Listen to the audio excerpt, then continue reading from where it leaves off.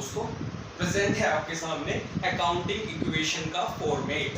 यही फॉर्मेट होगा जो आप फॉलो किया करोगे अकाउंटिंग इक्वेशन बनाते वक्त। सबसे पहले क्योंकि आप अकाउंटिंग इक्वेशन बना रहे हो तो आपको ऊपर हेडिंग डालनी है अकाउंटिंग इक्वेशन। हर बार डालिए, जब भी कुछ बनाने के लिए बोला जाएगा तो ऊपर लिखोगे उसका नाम, तभी तो पहचान पड़ेगी कि आप क्या बना रहे हो। तो अकाउंटिंग इक्वेशन जो भी आप बनाओ उसका नाम जरूर लिखो, जिससे पहचान रहे कि किसने किया, किस वजह से हुआ। तो अकाउंटिंग इक्वेशन हुआ। अकाउंटिंग इक्वेशन का फॉर्मेट होता है, सबसे पहले आप serial number 1 2 3 number of transactions आपको मिलेगी, तो आपको उनकी नंबरिंग करनी जरूरी है, तो उन्हें नंबर से ही प्रेजेंट करना होगा 1 2 3 4 5।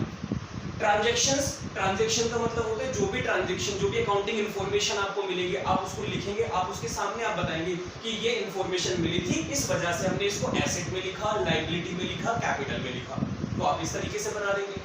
और तीसरी चीज क्या है, assets equal to liability plus capital. जो फॉर्मूला आप याद कर चुके हो, जो इक्वेशन बनाने का एक तरीका है, विधि है, वो आप इस तरीके से लिख चुके हो।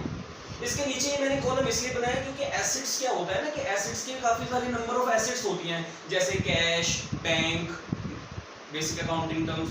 जाके वीडियो देख लेना, अगर आपको थोड़ा सा भी डाउट सा हो रहा है ना, तो वो सब जाले हट जाएंगे दिमाग में से अगर आप बेसिक अकाउंटिंग टर्म्स वाली वीडियो देख लोगे। Cash, stock, building, machinery, bank, बहुत सारे नंबर ऑफ डेटर्स वगैरह एसेट्स आएंगी। तो क्योंकि हम एसेट्स के नीचे कौन कौन सी एसेट आ रही है उसका अलग अलग नाम लिखते हुए चलेंगे उस टर्म को, और उसके नीचे उसका बैलेंस दिखाएंगे। हम सारी चीजें एसेट्स में इकट्ठा नहीं करेंगे।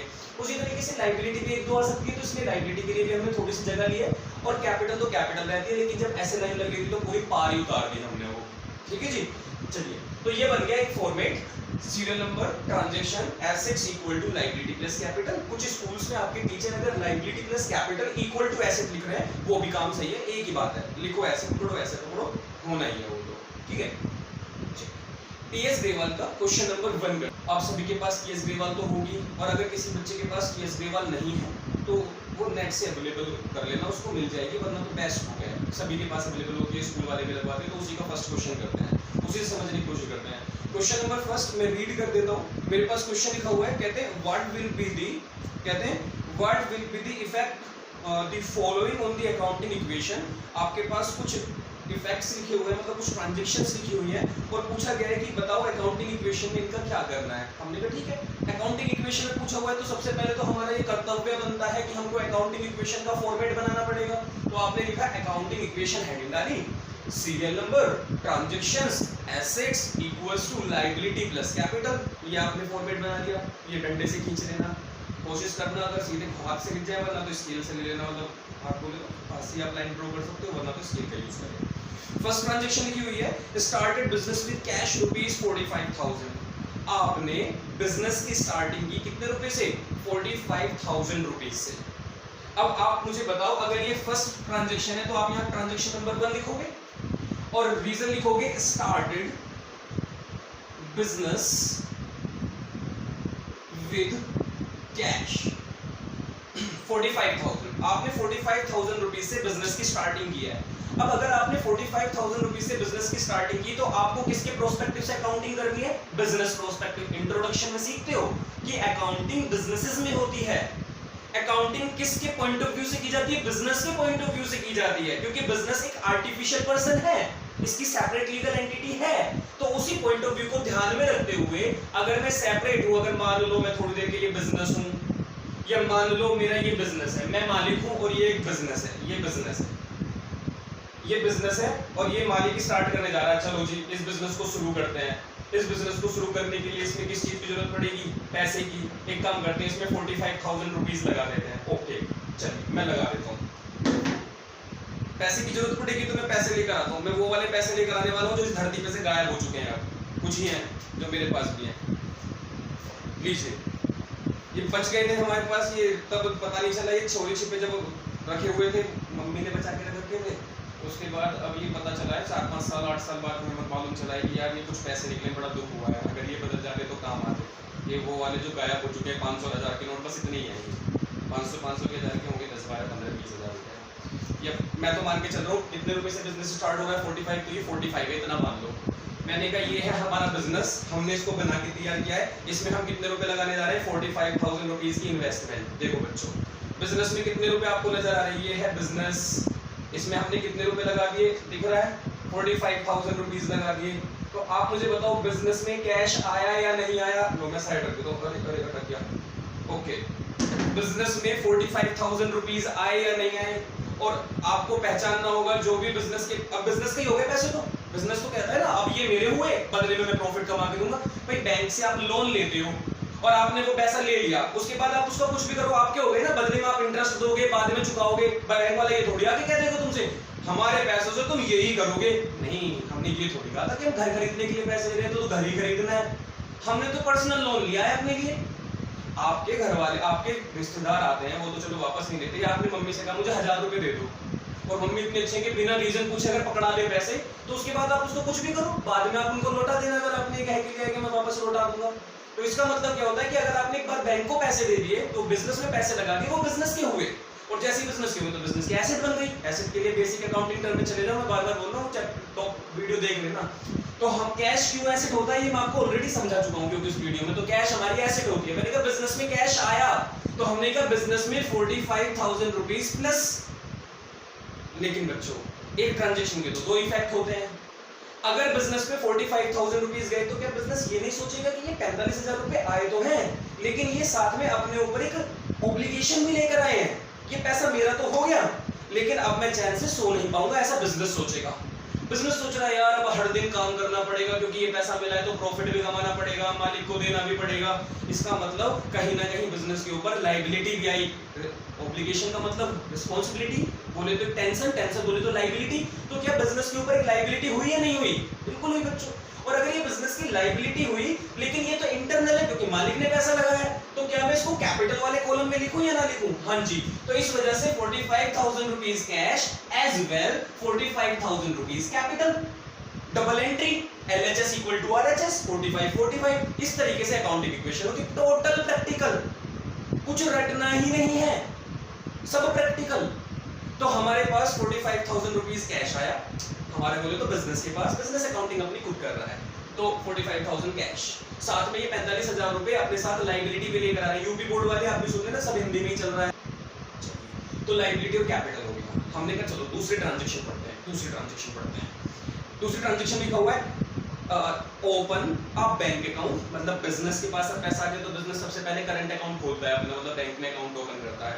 तो बिजनेस में मैंने क्या किया, ओपन किया एक बैंक अकाउंट और उसमें डिपॉजिट कर दिया 4500 रुपीस। अगर बैंक में 4500 रुपीस डिपॉजिट हो गए तो इसका मतलब बैंक में पैसे चले गए होंगे। लेकिन क्या बैंक में पैसे चले गए तो क्या मैं ये कह सकता हूँ ये पैसा मेरा नहीं रहा? पैसा तो स्टिल मेरा ही है ना। मैं अपने पास रखूं या मैं अपने बैंक में रखूं, मेरे पास तो दोनों ही पैसा मेरा ही रहना है। लेकिन क्या होगा, सिचुएशन थोड़ी सी बदल जाएगी, जो कैश की एग्जिस्टेंस है ना उसमें थोड़ा सा चेंज आ जाएगा। मैं आपको थोड़ा सा समझाने की कोशिश करता हूँ, जरा ध्यान से देखो।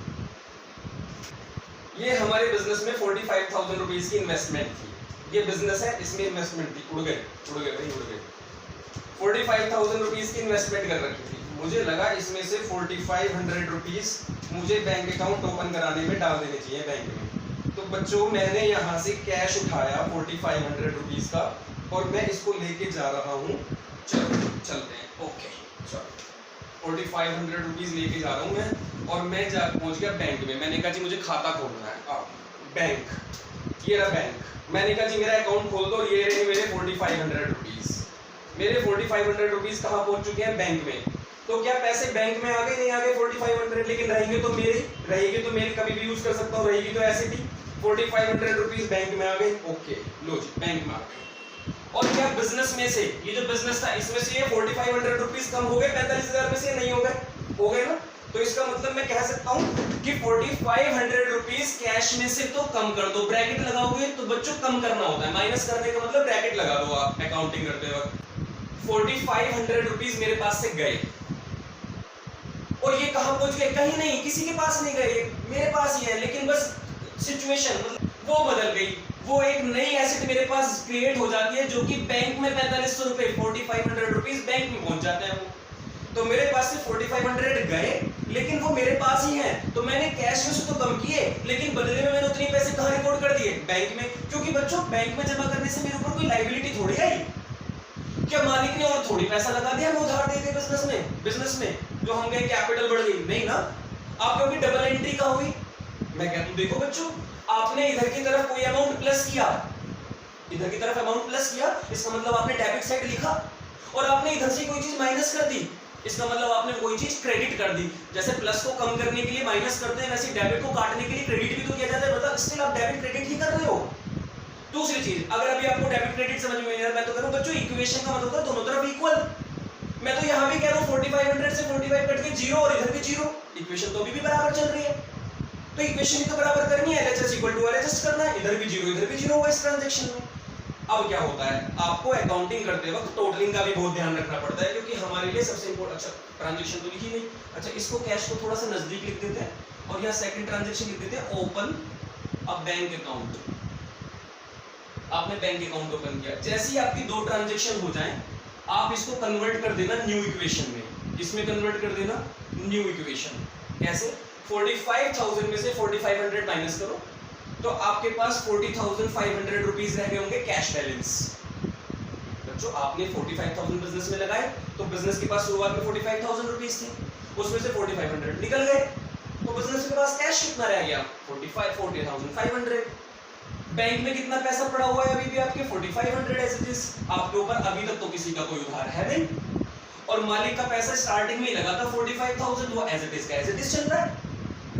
डन। बच्चों फर्स्ट क्वेश्चन हमारा चल रहा है टीएस ग्रेवल का, इसके थर्ड पॉइंट पर आते हैं, सीरियल नंबर 3। कहते हैं purchase goods from messrs son and company. Messrs son and company किसी कंपनी का नाम है, और उस नाम को भी हम पर्सन की तरह ट्रीट करते हैं, तो मतलब जैसे किसी पर्सन से खरीदो, जैसे आप जियो की सिम यूज करते हो, जियो की कंपनी है लेकिन आपके तो जियो का नंबर है, जियो का नंबर है, जियो ये जियो हो, फास्ट ट्रैक की घड़ी यूज करते हो, फास्ट ट्रैक की है, मतलब आप किसी भी कंपनी को एक पर्सन की तरह बोलना स्टार्ट करते हो, जो कि बिजनेस एंटिटी प्रिंसिपल की वजह से होता है। तो यहाँ पे भी हमने जो गुड्स परचेज किया उसका बंदे का नाम क्या है? Messrs son and company, ₹11,200। लेकिन आपको एक चीज समझनी होगी, यहाँ पे क्वेश्चन में कहीं नहीं लिखा कि परचेज गुड्स या bought goods from messrs son and company for cash. Cash word नहीं लिखा। अब नहीं लिखा तो क्या माने, कैश में खरीदा या क्रेडिट पे खरीदा? क्रेडिट बोले तो उधार, तो हम ये मान के चलते हैं अगर कैश वर्ड ना लिखा हो गुड्स परचेज करते वक्त, तो हम मान के चलते हैं कि हमने उधार ही खरीदा होगा, क्रेडिट पर परचेज किया होगा। और जब भी हम क्रेडिट पे परचेज करते हैं तो हमारे ऊपर एक ऑब्लिगेशन आती है, नहीं आती है? हमें टेंशन होती है या नहीं होती है कि जिससे सामान खरीदा है जब तक उसको पैसा नहीं दे देते तब तक चैन से नहीं बैठेंगे, तब तक नींद नहीं आएगी तुम्हें, और नींद आएगी तो वो तुम्हें डराएगा जिससे तुमने उधार लिया है। मैं आपको समझाता हूँ, मैंने कहा पहले ट्रांजेक्शन लिख लो, मैं निकल गया तो मैं आपको समझाता हूँ, पहले ट्रांजेक्शन लिखो, purchase goods from messrs son and company. Screen पे भी आपको शो हो जाएगा, क्वेश्चन शो हो रहा ही होगा, मैं इतनी देर से जो बोल रहा हूँ वो सब लिखा आ भी रहा होगा। Purchase goods from messrs son and company, आपने गुड्स परचेज किया। अच्छा एक बात बताओ,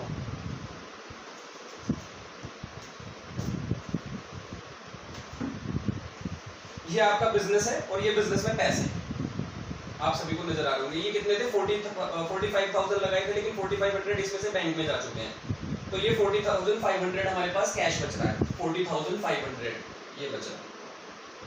ओके, मैंने कहा सामान खरीद के लाते हैं, सामान गुड्स, जब गुड परचेज करते हैं तो गुड्स, जब परचेज करते हैं तो गुड्स, जब सेल करते हैं तो गुड्स। परचेज करने के बाद सेल करने तक के बीच का टाइम पीरियड क्या होता है? स्टॉक कहलाता है। तो जब भी आप गुड्स परचेज करोगे तो बच्चों उसको स्टॉक बोला करोगे, अकाउंटिंग इक्वेशन करते हो, स्टॉक इन्वेंटरी बोलते हैं, है ना? तो मैंने कहा पैसा तो इतना का उतना ही है, मैंने कहा लाओ जी मैसर्स सन एंड कंपनी हमें तुमसे सामान खरीदना है, लो बच्चों सामान आ गया, 11,200 रुपीज का गुड्स परचेज करने गया मैं, ये मेरा इतना सारा सामान मैं बिजनेस में लाया क्योंकि मैं इनका काम करने वाला हूं, इलेक्ट्रॉनिक आइटम्स का है, ये जो भी बोलते हैं इनको, ये मैं सामान खरीद गया 11,200, ये मैं लाया और ये मैं अपने बिजनेस में ले गया, ये लो बेटा बिजनेस में लगा दिया, 11,200 रुपीज का गुड्स बिजनेस में लगा दिया, ये लग गया बिजनेस में। 40,500 रुपए बिजनेस में ऑलरेडी है, 4,500 रुपीज भी ऑलरेडी बिजनेस में ही है, लेकिन वो बैंक के नाम से रखे हुए हैं, बैंक में जमा है वो, और मैंने ओहो इतना सारा सामान हो गया, कैसे संभालूं इसको? 11,200 का सामान है बच्चों, 11,200 का सामान बिजनेस में आया तो मैं कह सकता हूँ लो साइड में रखता हूँ, मैं अकाउंटिंग इक्वेशन में दिखाता हूँ, बिजनेस में 11,200 रुपए का सामान आया, स्टिल मेरी एसेट ही रहेगी ना, स्टॉक भी तो मेरी एसेट होती है। मैंने स्टॉक लिखा और मैंने कहा बिजनेस में 11,200 रुपए और प्लस हो गए, जो जो चीज आती रहेगी ऐड होती रहेगी, तो मैंने कहा 11,200 रुपीज और ऐड कर देते हैं, कर दिए। इसके बाद मैंने कहा क्या मैंने इसके लिए 1 भी रुपया गिन के दिया? नो, 1 भी रुपया खर्च नहीं किया मैंने इसके लिए। अब मैं अगर रुपए नहीं दूंगा तो क्या ये भंडारे में बट रहा था 11,200 रुपए का सामान? नहीं ना। तो इसका मतलब क्या हुआ बच्चों, ये मैंने उधार खरीदा होगा। ऑब्वियसली मैं बाद में पैसे दूंगा, और जब तक मैं पैसे नहीं दे देता तब तक मान लो बच्चों मैं सो गया, मैंने सामान खरीद लिया, बिजनेस सो रहा है। बच्चों तुम्हें पता है मैंने सपना देखा, सपने में सनएड कंपनी आई है और पैसे मांग रही है, कहते तू सो कैसे सकता है, तूने मेरा उधार नहीं चुकाया। मतलब बच्चों जब तक आप किसी का उधार लिया हुआ पैसा लौटा नहीं देते तब तक ऊपर आपके ऊपर टेंशन रहती है, और जब तक टेंशन तब तक वो किस नाम से रिकॉर्ड रहती है आपके पास? लायबिलिटी। और क्योंकि आपने उधार खरीदा है तो इसका नाम रहेगा क्रेडिटर्स। क्या बोला करोगे इसको? क्रेडिटर। आप सनएड कंपनी लिख सकते हो लेकिन अकाउंटिंग इक्वेशन करते हो तब क्रेडिटर ही लिखना। और आप कहना देखो जी अगर 11,200 रुपए का स्टॉक आया ना तो साथ में ये अपने साथ टेंशन भी लाया, लायबिलिटी भी आई, लेकिन लायबिलिटी मालिक ने तो नहीं दी आपको, तो कैपिटल में तो नहीं लिख सकते, इसलिए आप इसको कहां रिकॉर्ड करोगे? Liability side. कैपिटल की जगह लायबिलिटी में, और लिखोगे 11,200। बताओ जो अकाउंटिंग इक्वेशन बन रही है, टू साइड इफेक्ट जा रहा है या नहीं जा रहा है? बिल्कुल जा रहा है। जब तक डबल एंट्री चलती रहे, जब तक दोनों तरफ इक्वल चलता रहे, तब तक समझ रहे ना आप बिल्कुल सही रास्ते पे चल रहे हो। और जिस टाइम तुम्हारे कैलकुलेशन में गड़बड़ हो जाए समझ लेना आप गलत हो गए हो, गलत जगह मूव कर रहे हो, मुड़ गए हो। फिर से प्लस माइनस जरूर करते रहना, जैसी दो इक्वेशन पूरी हुआ करे आप नई इक्वेशन बना के तैयार कर लिया करना। न्यू नेट इफेक्ट भी बोल देते हैं इसको, न्यू इक्वेशन। ऑल्दो कि ये क्वेश्चन खत्म हो रहा है तो मैं इसको अपनी न्यू इक्वेशन की जगह लास्ट इक्वेशन भी बोल सकता हूँ। 40,500 मेरे पास कैश एज इट इज है, बैंक में अभी भी उतने ही रुपए पड़े हुए हैं। अब मेरे पास सामान 11,200 रुपए का हो चुका है, क्रेडिटर में कितने रुपए? 11,200, और मेरे पास कैपिटल कितने रुपए है? 45,000 जो कि मालिक ने लगाया था पैसा। अगर मैं इन सब का टोटल करके देखूं तो इधर का टोटल आ रहा है जो 485 586 56,200, और अगर इधर का टोटल करते हैं तो ये हो जाएगा 5 + 10 2 12 12 और 4 और 5 और 1 6 4 और 1 5 56,200। तो जब दोनों तरफ का टोटल मैच हो जाए, जैसे कि लास्ट का टोटल है, फाइनल टोटल है ना, तो ये दोनों तरफ अगर इक्वल आ गया तो हम कह सकते हैं कि हमने क्वेश्चन क्या किया है? बिल्कुल सही किया है। तो ये हो गया हमारा टीएस बेवल का क्वेश्चन नंबर फर्स्ट।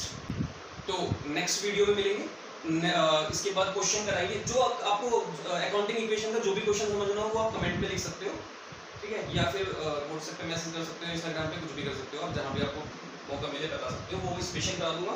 वरना तो जो कुछ इंपॉर्टेंट क्वेश्चन लगेंगे जिसमें आप सारी चीजें कवर भी हो जाएंगी, सब चीजें आप समझ भी लोगे, और साथ में हमारे कम टाइम में हम चैप्टर को भी कंप्लीट कर पाएंगे। इसलिए 3-4 वीडियो में ही इस चैप्टर को कंप्लीट कर लेंगे, जैसे मतलब 4-5-6 क्वेश्चन टोटल कर लेंगे, उसी से अंदाजा लग जाएगा। एक क्लास में छोटे क्वेश्चंस कर लेंगे, कुछ फॉर्मूला बेस्ड क्वेश्चंस भी आएंगे ना, तो उनको भी कर लेंगे, तो एक क्लास में हो जाएगा। तो कुल मिला के 5-6 क्लास में अकाउंटिंग इक्वेशन टॉपिक खत्म है। अब कंटिन्यूअस वीडियो मिलेगी, चिंता करने की जरूरत नहीं है, सारी वीडियो आएंगी और इसी तरीके से आएंगी कि आपको सारी की सारी चीजें ऐसे दिमाग में फिट कर दूंगा अकाउंट्स की, आपको बहुत आसान लगेगी, ठीक है। चलिए जब तक ख्याल रखना अपना, बाय बाय।